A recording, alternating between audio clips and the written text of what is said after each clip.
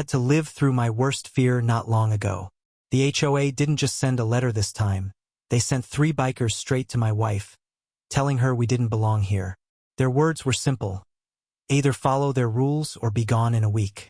Funny thing is, the only conversation we actually had ended with them begging me to let them walk away. Just 3 minutes later. But I should take you back to the beginning. My name is Jack Tanner. I used to train men in how to fight, how to survive. These days I only want peace, to be left in quiet. I live on the land my grandfather passed down to me. Until recently it was calm. The house sits well back from the road, reached by a long dirt driveway cut through tall grass. One afternoon that quiet ended. I was in the barn, cleaning an old piece of farm equipment, the metal cold in my hands. Sarah was in the garden when she froze, her head snapping up at the sound I'd already heard. A low rumble too heavy to be a tractor or truck. Motorcycles. 3 of them. 2 Harleys and a third roaring in behind. One peeled off and stopped at the gate to block the drive. I set down my tools and moved to the barn door. These weren't friendly Sunday riders. They wore plain black leather, no patches, no colors. Not a club, just muscle for hire. They stopped in a cloud of dust right in front of my porch where Sarah stood, hose in her hand. She straightened, lips parting in shock for only a moment before her hand instinctively brushed her stomach. Habit from the loss we hadn't spoken about. She calmly set the hose aside and tapped record on her phone. Sarah wasn't afraid. 10 years as an EMT had shown her far worse than 2 men in black leather. But I saw the tension in her shoulders, the way she gripped the nozzle like it could be a weapon. I started across the grass, silent steps. The first man swung off his bike. Thick neck, wire-like beard, and eyes that screamed practiced menace. He dropped his helmet on the seat and swaggered up the steps. His partner stayed on his bike, idling, eyes scanning. The big one jabbed a thick finger at Sarah. "You need to leave. The HOA says this property's in violation. 1 week, you're out." Sarah didn't blink. Her voice was steady. "We're current on our dues. We're not in violation of anything." He barked a laugh, humorless. "Frank Pollson says you are. That's all that matters. This is your eviction notice." He put a boot on the first step. That was his mistake. I was only 10 feet away now. He didn't see me, too busy trying to play tough. Sarah gave him nothing but calm. "Or what?" she asked, giving me space with a small step back. We had done this dance before in other dangerous forms. She knew her part and I knew mine. The man sneered. "Or we come back and pack your things for you." He reached for her arm. I moved. 3 quick strides. No rush, just efficiency. He noticed me only at the last second, eyes widening. He raised his hands too late. My left hand locked onto his wrist and twisted. The crack of bone echoed, unmistakable. His scream was thin and sharp, not the roar of a tough man. Using his momentum, I spun him into the railing. Wood splintered. His partner killed his engine and slid off, hand already dipping into his jacket. Bad choice. On my land, you defend your home. I shoved the first man off the porch. He collapsed in the dirt, clutching his ruined wrist. I was down the steps before he even hit. The second biker's gun hand wasn't fast enough. My boot slammed sideways into his knee, bending it wrong. He crumpled, shrieking, his bike toppling with him. Gas spilled into the dirt. The first one wheezed out, "Please, stop. We're done." The rider at the gate revved his engine once, took one look at the mess, and bolted. Both men were down, disarmed, porch secured. One tried crawling away. The other twitched in pain, holding his wrist. Later, when we checked Sarah's phone, it showed exactly 3 minutes. From the first step onto my land to the last man in the dirt. Sarah stood on the porch, steady, recording. Always record. Memory fades. Evidence doesn't. I crouched by the broken wrist biker. He flinched. "Who sent you?" My voice was low. "The HOA," he panted. Sweat poured down his face. "Frank Pollson." I shook my head. "No. Karen hides behind letters and phone calls. She doesn't send men like you." "Who paid you?" I pressed a thumb into the nerve cluster at his collarbone. His body stiffened, eyes wild. He shouted, "Okay, okay." And then it slipped. Frank. It was Frank. His face crumpled when he realized his mistake. Frank Pollson, Karen's quiet husband, the soft-spoken man who smiled politely at potlucks. Always in the background. I stood. The board was shifting. This wasn't about mailbox colors or lawn height. This was bigger. And now I had a name. I walked over to the other man, half crawling in the dirt. His wallet had fallen. I flipped it open, memorized the name and address, and slid it back. "Tell Frank his message wasn't received," I said evenly. "And tell him not to send anyone else." No need to raise my voice. They understood. This wasn't an HOA squabble anymore. This was my warning. They had come to my home, threatened my wife. They had no idea who they were dealing with. I turned back to the porch. Sarah was waiting, phone in one hand, already calling the sheriff with the other. Not because I needed backup, but because we live by the rules, for now. For her. For us. She handed me water, eyes steady, though I could see her silent question. What now? I didn't know yet. But I knew this. Frank Pollson had made the worst mistake of his life. He thought he was pushing around a farmer. He was about to learn otherwise. After the deputies hauled them away, I couldn't shake Frank's name. The bikers kept quiet about him in custody, claiming it was all a mix-up over property lines. They were charged with trespassing, assault, one with an illegal firearm. But they never said Frank. Fear had sealed their mouths, louder than any confession. Frank Pollson, the ghost in the machine. Always there. Never seen. At town meetings, Karen shouted from the podium, waving violation notices like weapons. People shrank under her voice, too scared to push back. Frank, meanwhile, leaned against the back wall, hands in pockets, wearing that sheepish smile. The picture of a quiet, patient husband. It was a mask. I'd spent a lifetime spotting masks. His eyes weren't apologetic. They were sharp, measuring, calculating. Karen was the noise. Frank was the leash holder. That night, Sarah and I sat at the kitchen table. The sunset painted the sky in oranges and purples, but the peace outside didn't touch us. Sarah had her laptop open. She's the planner, the strategist. If my job was to handle physical threats, hers was to handle intelligence. Frank Pollson, she said, typing quickly. Left Omnicorp Energy 10 years ago. Executive Vice President. Specialized in land acquisition and resource development. Came here right after. A man who spent his career taking land. It made sense. He structured the HOA's charter, she continued. Wrote in unusual powers over unincorporated land like ours. She pointed at a line of legal text. That's the hook. If a property racks up enough unresolved violations, the HOA has first rights if it's forced to sell. The chill in my gut was instant. This wasn't about keeping lawns tidy. This was theft. A slow bleed designed to bury us under fines until we had no choice but to sell, and Frank would be waiting to buy. The bikers were an escalation, I muttered.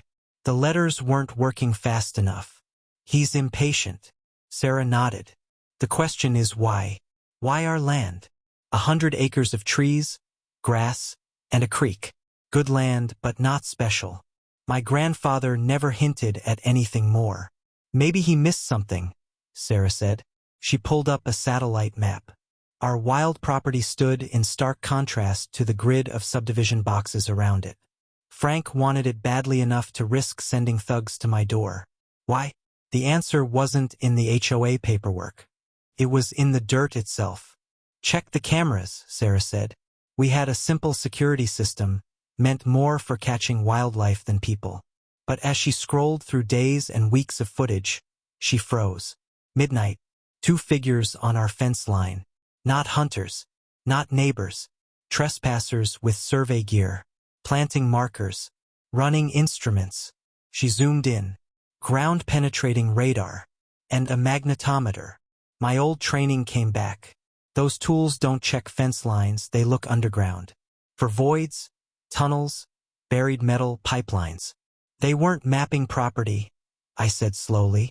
They were searching for something beneath us. The next morning, before dawn, I unlocked a heavy case in the barn. Inside, a drone. Not a toy. A professional quadcopter with high resolution and thermal imaging. A tool I used to use in war zones, now I'd use it in my own backyard. I launched it silently into the cool air, watching the feed on my controller. The first 2 passes revealed nothing. But on the third, flying a wider grid, something appeared. Through the thermal lens, a faint line traced across my woods. Barely visible to the eye, but clear on screen. A scar of temperature difference. Orange flags every 50 yards. A grid cut through my trees. An old trail mapped like a job site. It led from the state forest straight into my land. Wide enough for trucks, maybe larger. Someone had been here, surveying like they already owned it. I grabbed a crowbar and a shovel, digging around the edges of the old hatch. It took me over an hour of sweat and muscle before the metal gave way with a groan. When it finally lifted, a rush of cool, stale air hit my face. I aimed my flashlight inside and saw a steep ladder dropping down. Not a water tank. A fuel tank. Massive, buried 30 feet below. Empty now, but the echo of my voice told me just how big it was. My grandfather had come home from the war as a tank commander. Apparently he'd brought more than just stories. But why mark an empty tank? Not the tank itself, the ground beneath it. And that's when it clicked. Frank's old company hadn't been drilling for water. They drilled oil. My land wasn't just dirt and grass. There were deposits below. Millions of dollars worth. This was never about a feud over fences or sheds. It was about black gold hiding under my feet. The HOA notices, the harassment, the bikers, they were all just cover. Frank wanted me gone so he could take what he couldn't buy outright. I shut the hatch, disguised it with dirt and leaves, and pulled up the survey stakes. No trace of what I'd found. Frank thought only he knew the secret. Let him keep thinking that. He had his map, but I was standing on the treasure. He believed he was the predator. In truth, he just stepped into my trap. The drone was only my first move. Now it was time to build the cage. Made of laws, evidence, and his own greed. I knew exactly how to bait it. This fight wasn't about lawns anymore. It was about my family's legacy. And I don't surrender what's mine. That night, Sarah and I drafted a new plan. Not defensive, offensive. He thinks we're idiots, Sarah said, holding up the latest violation notice. This one claimed our old tool shed was an unauthorized structure. That shed had stood for 70 years. He's escalating, she added. Building his paper trail for a forced sale. Good, I said, scanning the notice. Tear it down within 30 days or face $500 a day in fines. Signed by Karen, but it reeked of Frank's hand. We're going to comply.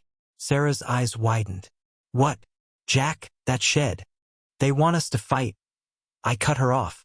They want court. They want fees and motions. We're not playing their game.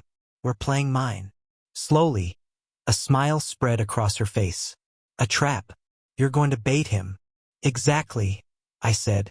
I'll tear it down myself. And I'll make sure they see me do it. The next morning, I swung a sledgehammer into that old wood. It was solid, built by my grandfather's hands, but I made a show of breaking it down. Shirt off, sweat shining, every swing visible from the road. I wanted eyes on me. I wanted Karen's little spies to carry the story. By noon, a silver sedan slowed at the end of my drive. Karen Pollson. She didn't step out. She just sat, glaring through the windshield. I lifted a hand in a friendly wave. She floored it, tires spitting gravel. Message delivered. Jack Tanner was giving in. By sunset, the shed was nothing but splinters and mulch. Sarah crafted the next piece, a letter dripping with fake surrender. Apologies, exhaustion, desperate hope for peace. She mailed it certified, signature required. We wanted proof they received it. Proof to use later. 2 days later, Frank Pollson himself showed up at my door. First time he'd ever come to my house. He wore golf pants and a polo, carrying a plate of cookies like any neighbor might. Just wanted to thank you, he said warmly. Karen and we appreciate you taking that step. We want this all behind us. Smooth liar. He played it well. I invited him in. I wanted him inside, comfortable, to feel like he'd won. We sat at the kitchen table, the same one Sarah and I had used to plan his fall. He set down the cookies. My wife bakes when she's happy, he said with a smile. And she's very happy. His voice softened, almost sympathetic. Legal fees pile up quick, Jack. I'd hate to see you drown over a fence. I smiled back. Good thing I can swim. I let my voice sound weary. We just want peace, Frank.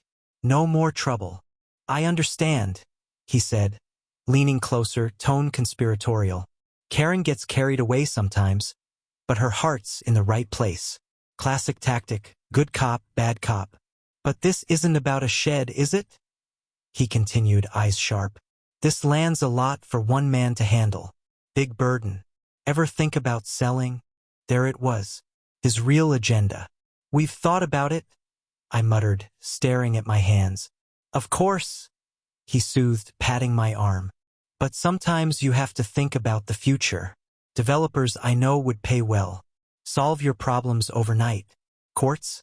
They're storms, Jack. But I know people at the county. I can keep the skies clear. He smiled like a preacher. I smiled like thunder. Forecast says clear. Better bring an umbrella. He blinked, mask slipping for just a breath before settling back. He thought he was dangling me an escape. He didn't realize he'd just stepped deeper into my snare.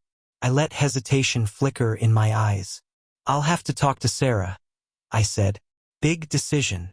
Of course, he nodded, standing. Just remember, there are friendly options. He walked to the door, smug, confident. Paused at the porch, gazing out at my fields. Beautiful property. Would be a shame to see it tied up in courts for years. A velvet-gloved threat. He left, car rolling down the drive. He didn't know the porch planter had a camera recording every word. He didn't know deputies would soon dust that cookie plate for prints. He thought he was closing the trap on me.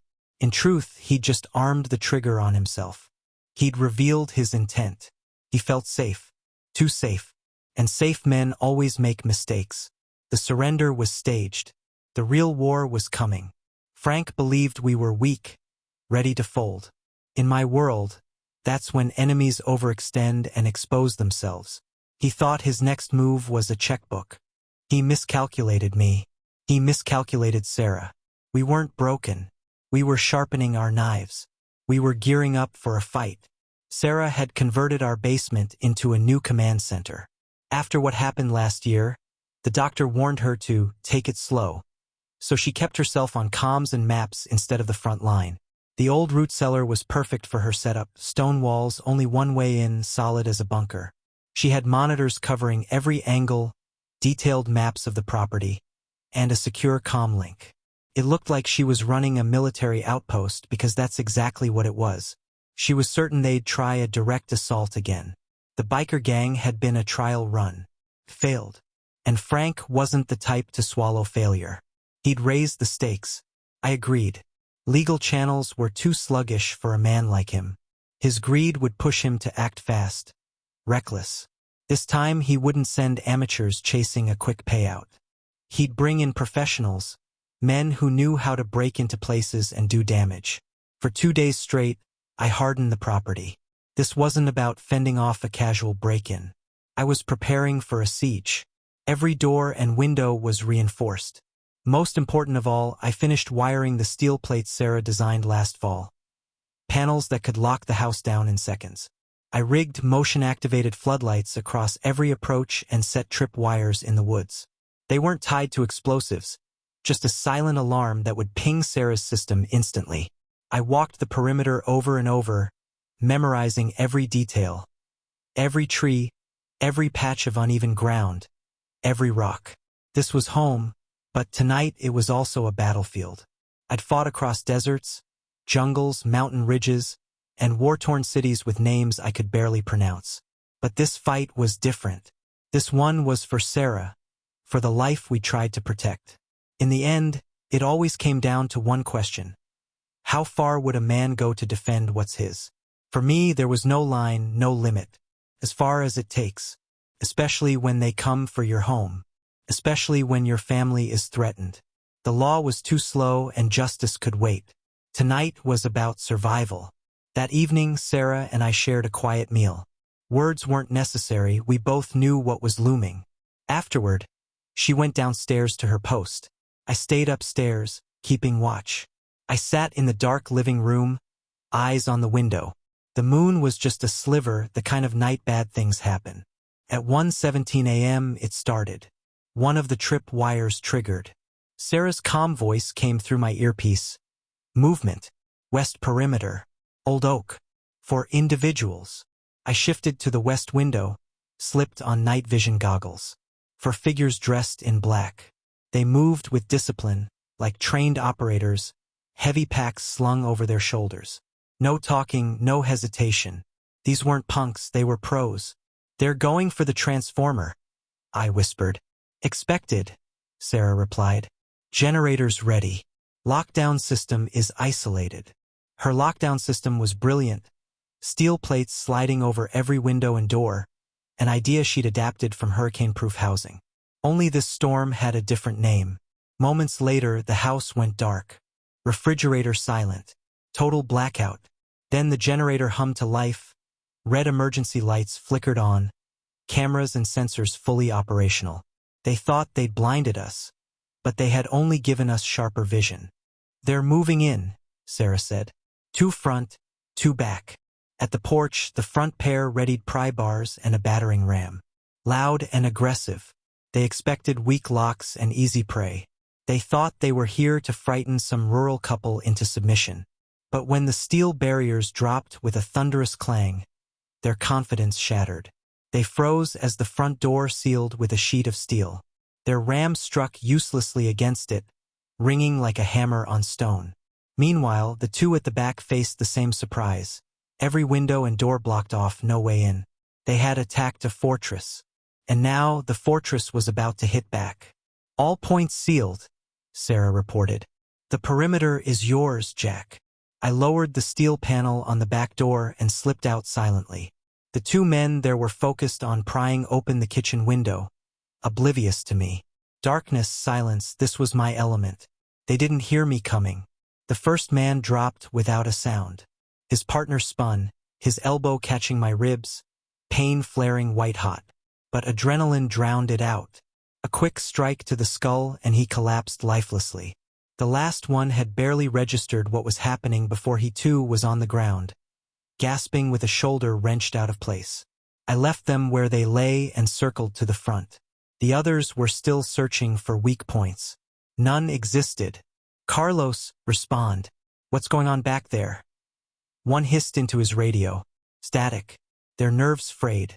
Sarah's voice cut in. They're splitting. One toward the east corner. One staying porchside. Perfect. Divide and conquer. I tracked the one creeping east. He tried moving quiet, but his gear rattled and his boots crunched against gravel. He stopped by Sarah's rose bush, crouching for a better view. He never noticed me behind him.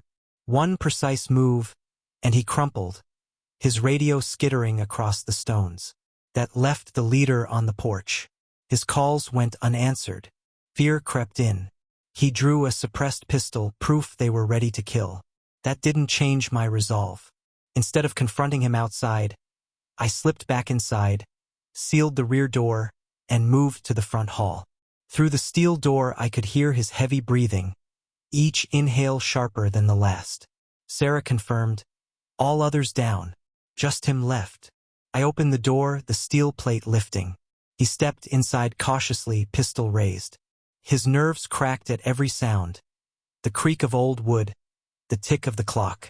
He fired into the dark, each muffled shot lighting his panic. I let him waste his ammo. Then silence. Only his ragged breaths remained. Who's there? He whispered, voice breaking. I didn't answer. I let the silence chew at him. Then, when the time was right, I stepped into the dim red glow of the emergency light. He saw me. His empty pistol shook in his hands. Who are you? He stammered. The homeowner, I replied evenly. The calmness of my voice rattled him more than any threat could. He stumbled back, knocked into a table, sending a lamp crashing to the floor. "Stay back," he barked. "Frank will pay you for this. Frank will kill you." There it was, the name I wanted. Confirmation not from some biker lackey, but from the man's own leader. Sarah was still recording everything, the audio crisp, time-stamped, mirrored to the cloud with a flawless chain of custody. "Frank Pollson sent you?" I asked evenly. His tough facade had completely crumbled. "Yes. Now let me go," he begged. The man wasn't some hardened criminal anymore, just a terrified pawn who had taken a job gone horribly wrong. I had him, proof in hand. But evidence alone wasn't enough. This wasn't just about a court case. It was about sending Frank a message that terrorizing families came with consequences. I stepped forward, closing the last bit of space. He was cornered, trapped with no escape. Looking at him, this hired thug sent by a greedy coward to scare my wife, I knew justice wasn't only about winning legally. It was about ensuring something like this would never happen again. I lifted my hand. He winced, covering his face, waiting for a punch. Instead, I simply pulled the empty gun from his shaking grip. Pain still burned in my ribs, but I kept going. "It's over," I told him. I marched him to the basement and locked him in a storage room. Dispatch was already on the line. Units were en route. Within an hour, deputies arrived, cuffing him along with the 3 others Sarah had zip-tied outside. She'd come up from her command center, EMT kit in hand, treating wounds on the very men who tried to harm us. That's who she was, Sarah saves. I stop. Together, we'd ended the assault. Our property was safe. We had the attackers. We had a confession linking everything back to Frank. But this fight wasn't finished. We had to go after the man behind it all. While I'd been handling Frank's enforcers, something unexpected was happening just down the street. Our closest neighbor, Jim, was a quiet, retired accountant. His teenage son, Leo, was the opposite, 16, pale, scrawny, and always glued to his computer. His parents thought he was just gaming endlessly. They were wrong. Leo was a hacker. Not malicious, just curious, fascinated with puzzles and systems. For months, he'd been quietly digging into the HOA run by Frank Pollson, furious at how she tormented his parents over something as trivial as a basketball hoop. Leo despised Karen and the HOA with her, so he dug deeper. Their website was laughably easy to crack. Within an hour, he was inside their server, sifting through meeting notes and budgets. But instead of petty hypocrisy, he stumbled on something far darker. That same night we were under attack, Leo discovered a hidden folder. The password? Omniorp 1, Frank's old company. Careless. Inside was the real HOA, the shadow operation. Spreadsheets, property lists, detailed strategies. Our file alone was massive.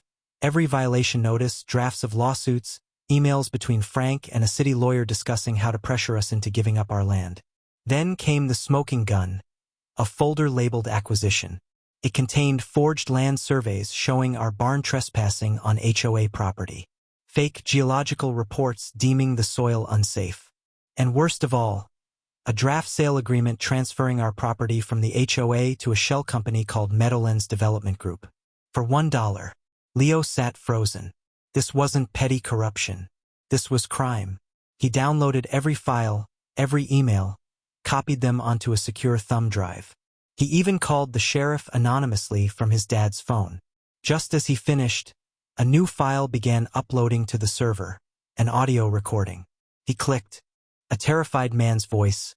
"Frank will pay for this. Frank will kill you." Then another voice. Calm, relentless. "Frank Pollson sent you?" And the reply, "Yes. Now let me go." Leo's blood ran cold. He was listening to the exact confession I'd just pulled from the raid leader in my living room. Sarah had been streaming the recordings live to the cloud, and Leo had stumbled right into it. Suddenly, the yelling he'd faintly heard outside earlier made sense. This wasn't about fines or petty rules anymore. The Tanners were in real danger. Clutching the thumb drive like treasure, he bolted from his room, down the stairs, across the lawn. He sprinted to our driveway, where sheriff's cars had just pulled in. He saw me speaking with deputies, Sarah tending to the subdued attackers. Out of breath, Leo shoved the thumb drive into my hand. "Mr. Tanner," he gasped, "you need to see this." This awkward kid I'd barely exchanged greetings with had just handed me everything. The conspiracy, the fraud, the motive. Between the confession, the attackers, and now Leo's files, Frank's empire was crumbling. "Thank you, Leo," I told him. "You did good." He just nodded, chest heaving. In that moment, he didn't look like a shy recluse. He looked like a soldier who'd just completed his mission. We now had our arsenal. The next battle wouldn't be in shadows. It would be public. The following week was eerily quiet. No new violations. No calls. Frank and Karen were waiting, unaware we had their men, their documents, their scheme in our hands. They thought the upcoming annual HOA meeting would be their victory parade. Instead, it would be their downfall. Sarah, Leo, and I worked with the sheriff's office to build an airtight case. We had videos of Frank's surveyors sneaking onto our land. Audio of Frank trying to buy us out. The attackers' sworn statements. And Leo's files, the forgeries, the shell company contracts. Sarah cut everything into one brutal presentation. A perfectly timed sequence of greed, fraud, and violence. Deputies would be planted in the crowd. Arrest warrants were ready. The meeting came. The clubhouse packed. My ribs ached as I gripped the presentation remote. Karen opened with her usual pomp, budget numbers, landscaping reports, then the main event, our property. She strutted, voice dripping with false authority, painting us as defiant troublemakers dragging down the neighborhood. Gasps filled the room when she even mocked a man's wheelchair ramp for being slightly overcode. Then came her big move, a motion to seize and sell our land. A few clapped. Most sat uneasy. Frank watched calmly, smug. He thought he was about to win. I stood. "I have something to say." Karen snapped at me, but I kept walking to the front. Remote in hand, I spoke. "You've heard Karen's story. Now here's the truth." I clicked. The screen changed, night vision footage of surveyors trespassing. Drone clips of hidden trails. Audio of Frank's smooth offer to help me by buying the land. Murmurs filled the room. Then came the recording from the raid, the leader's panicked voice, admitting Frank sent him. Then a slide of the HOA's drained reserve account, with consulting payments to Meadowlands. People erupted. "That's the pool money." Finally, the sale agreement flashed. The HOA selling our land to Frank's shell company for $1. Chaos. Shouts. Pointing. Karen's face drained of color. Her mouth open in horror. She hadn't even known the full extent. Frank sat motionless, cornered. That's when the sheriff strode in with deputies. "Frank Pollson, you are under arrest for conspiracy, fraud, and aggravated assault." Frank didn't move, didn't resist. Karen cried out, insisting she knew nothing. It didn't matter. Both were led out in cuffs. The Pollson's reign ended in front of everyone. In the aftermath, the HOA collapsed. The county unsealed the survey. A rival energy company came knocking, offering us an astronomical sum for drilling rights. But we refused. This land wasn't for sale. It was my grandfather's legacy, our home, the place we had fought to protect. Instead, we used our savings and a veteran's grant to build something new. Not oil rigs, cabins, gardens, workshops. A retreat for combat veterans to heal, find peace, and rebuild. The tank trail became a hiking path. The underground fuel tank was cleaned out and turned into a root cellar for a garden. We transformed a battlefield into sanctuary. Frank got 20 years. Karen, who had been mostly in the dark, received probation and a lifetime ban from any board. The neighborhood formed a new voluntary HOA, their first act an apology to us, their second, a full scholarship for Leo, the kid who saved us all. One evening, Sarah and I sat on the porch, veterans laughing down by the creek. She placed my hand on her belly and whispered, "We're pregnant." Tears filled my eyes. The fight was over. We had won. And from then on, our gate bore a new sign. Tanner Veterans Retreat, private property. Inside that gate was our kingdom, our peace, our home.